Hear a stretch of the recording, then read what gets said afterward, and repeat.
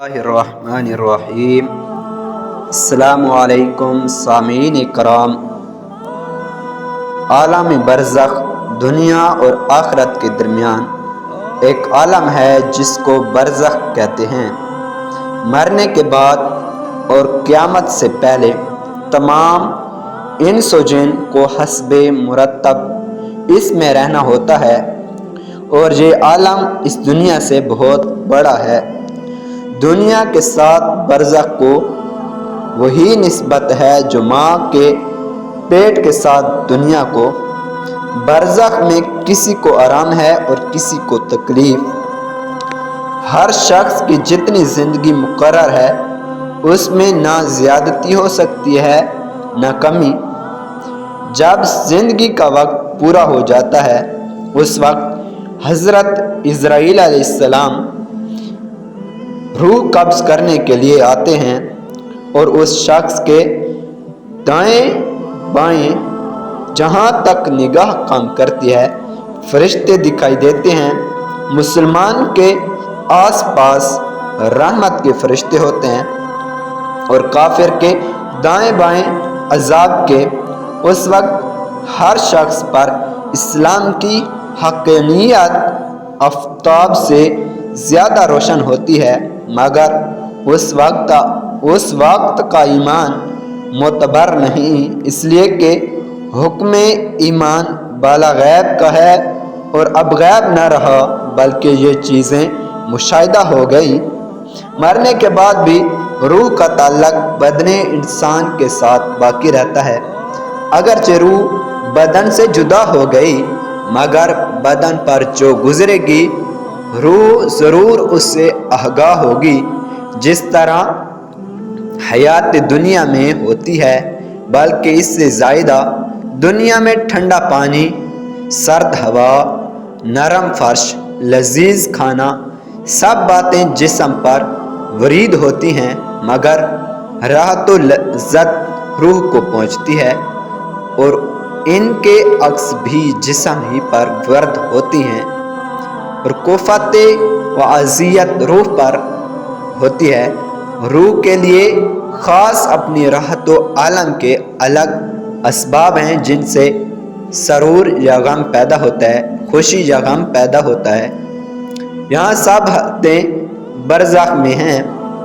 مرنے کے بعد مسلمان کی روح حسب مرتبہ مختلف مقاموں میں رہتی ہے، بعض کی قبر پر، بعض کی چاہ زمزم شریف میں، بعض کی آسمان و زمین کے درمیان، بعض کی پہلی دوسرے ساتویں آسمان تک، اور بعض کی آسمانوں سے بلند، اور بعض کی روحیں زیر عرش قندیلی، اور بعض کی اعلیٰ علیین میں، مگر کہیں ہوں اپنے جسم سے ان کو تعلق بدستور رہتا ہے۔ جو کوئی قبر پر آئے اسے دیکھتے پہچانتے ہیں، اس کی بات سنتے ہیں، بلکہ روح کا دیکھنا قرب قبر ہی سے مخصوص نہیں۔ اس کی مثال حدیث میں یہ فرمائی گئی ہے کہ ایک طائرہ پہلے قصف میں بندھا تھا اور آزاد کر دیا گیا ہے۔ ائمہ کرام فرماتے ہیں، بے شک پاک جانے جب بدن کے علاقوں سے جدا ہوتی ہیں، عالم بالا سے مل جاتی ہیں، اور سب کچھ ایسا دیکھتی سنتی ہیں جیسے یہاں حاضر ہوئے۔ حدیث میں فرمایا گیا، جب مسلمان مرتا ہے اس کی راہ کھول دی جاتی ہے جہاں چاہے جائے۔ شاہ عبدالعزیز صاحب لکھتے ہیں، روح قرب و بعید مکانی یکساں است۔ کافروں کی خبیث روحیں بعض کی ان کے مرگھٹ یا قبر پر رہتی ہیں، بعض کی چاہ پر ہوت میں کے یمن میں ایک نالہ ہے، بعض کی پہلی دوسری ساتویں زمین تک، بعض کی اس کے بھی نیچے سجین میں، اور وہ کہیں بھی ہوں جو اس کی قبر یا مرگھٹ پر گزرے اسے دیکھتے پہچانتے، بات سنتے ہیں، مگر کہیں جانے آنے کا اختیار نہیں کہ قید میں ہیں۔ یہ خیال کہ وہ روح کسی دوسرے بدن میں چلی جاتی ہیں، خواہ وہ آدمی کا بدن ہو یا کسی اور جانور کا، جس کو تناخص اور آوارے گون کہتے ہیں، محض باطل اور اس کا ماننا کفر ہے۔ موت کے بعد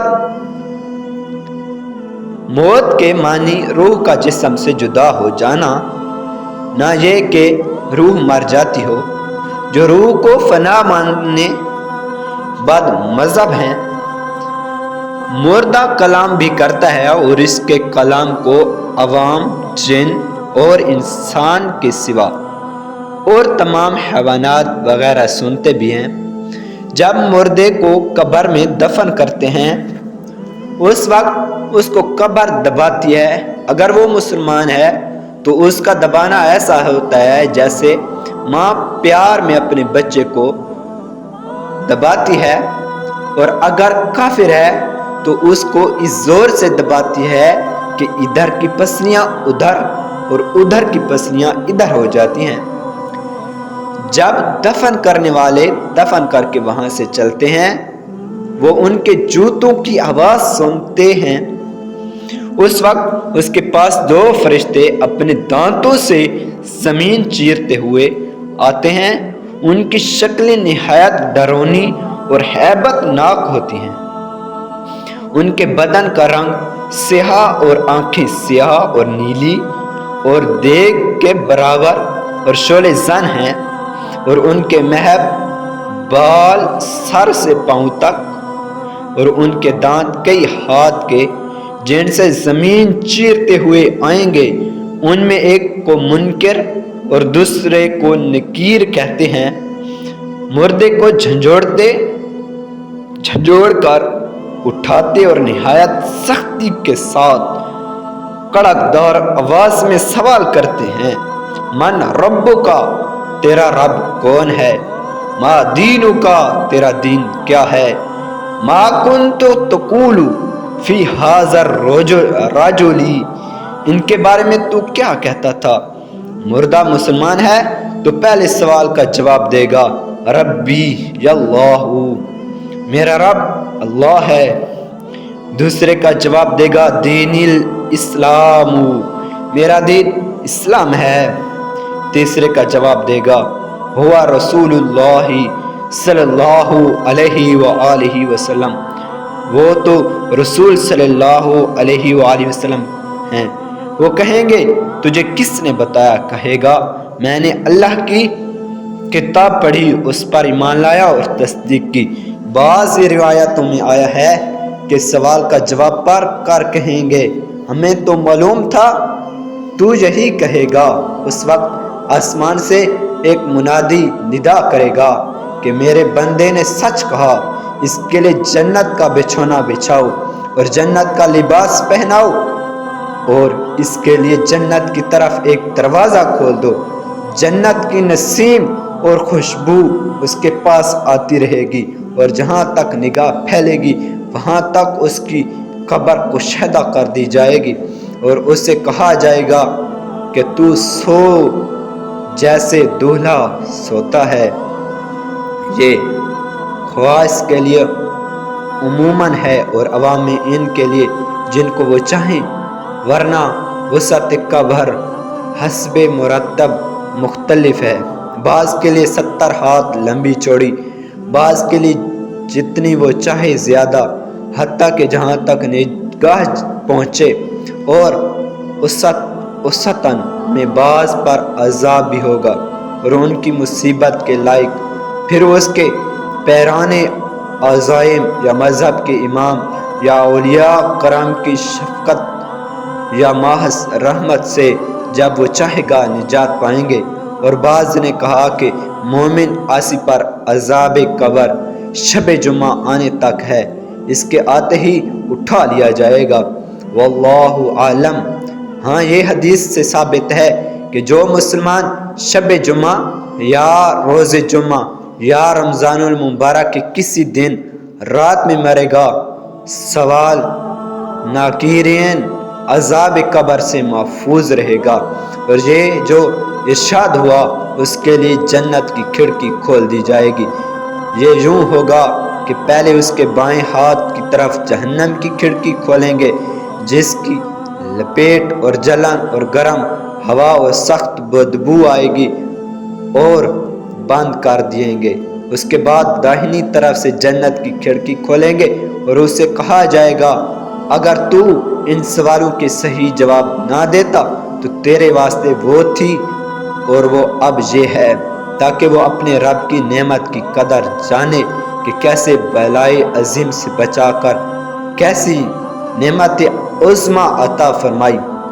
اور منافق کے لیے اس کا عکس ہوگا، پہلے جنت کی کھڑکی کھولیں گے، اس کی خوشبو، ٹھنڈک، راحت تو نعمت کی جھلک دیکھے گا اور مالن بند کر دیں گے اور دوزخ کی کھڑکی کھول دیں گے تاکہ اس پر اس بلائے عظیم کے ساتھ حسرت عظیم بھی ہو کہ حضور اقدس صلی اللہ علیہ وآلہ وسلم کو نہ مان کر یا ان کی شان رفیع میں ادنا گستاخی کر کے کیسی نعمت کھوئی اور کیسی آفت پائی۔ اگر وہ مردہ منافق ہے تو سب سوالوں کے جواب میں یہ کہے گا ہائے ہائے لا ادری، افسوس مجھے تو کچھ معلوم نہیں، کنت اسمع الناس یقولون شیئا فقولا، میں لوگوں کو کہتا سنتا تھا خود بھی کہتا تھا۔ اس وقت ایک پکارنے والا آسمان سے پکارے گا کہ یہ جھوٹا ہے، اس کے لیے آگ کا بچھونا بچھاؤ اور آگ کا لباس پہناؤ اور جہنم کی طرف ایک دروازہ کھول دو، اس کی گرمی اور لپیٹ اس کو پہنچے گی۔ اس پر عذاب دینے کے لیے 2 فرشتے مقرر ہوں گے جو اندھے اور بہرے ہوں گے، ان کے ساتھ لوہے کا زر ہوگا کہ پہاڑ پر اگر مارا جائے تو خاک ہو جائے، اس ہتھوڑے سے اس کو مارتے رہیں گے، نیز سانپ اور بچھو سے عذاب پہنچاتے رہیں گے۔ نیزہ یا مال اپنے مناسب شکل پر مستقل ہو کر کتا یا بھیڑیا یا اور شکل کے بن کر اس کو تکلیف پہنچائیں گے، اور نیکیوں کے اعمال حسنائی مقبول محبوب صورت پر مستقل ہو کر انس دیں گے۔ عذاب قبر حق ہے اور یوں ہی تامین قبر حق ہے، اور دونوں جسم روح دونوں پر ہے، جیسا کہ اوپر گزرا۔ جسم اگرچہ گل جائے، جل جائے، خاک ہو جائے، مگر اس کے اجزاء اصلیہ قیامت تک باقی رہیں گے، وہ ماراد عذاب و ثواب ہوں گے، اور انہیں پر روز قیامت دوبارہ ترکیبی جسم فرمائی جائے گی۔ وہ کچھ ایسے باریک اجزاء ہیں ریڑھ کی ہڈی میں جس کو عجب اذنب کہتے ہیں، نہ کسی خور بین سے نظر آتے ہیں، نہ آگ انہیں جلا سکتی ہے، نہ زمین انہیں گلا سکتی ہے، وہی تخمی جسم ہے۔ لہذا روز قیامت روحوں کا عائدہ اسی جسم میں ہوگا، نہ جسم دیگر میں بلائی زائدہ اجراء کا گھٹنا بڑھنا جسم کو نہیں بدلتا۔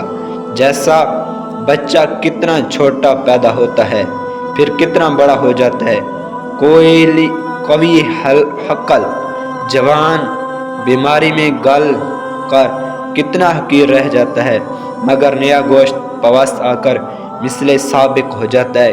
ان تبدیلیوں سے کوئی نہیں کہہ سکتا کہ شخص بدل گیا۔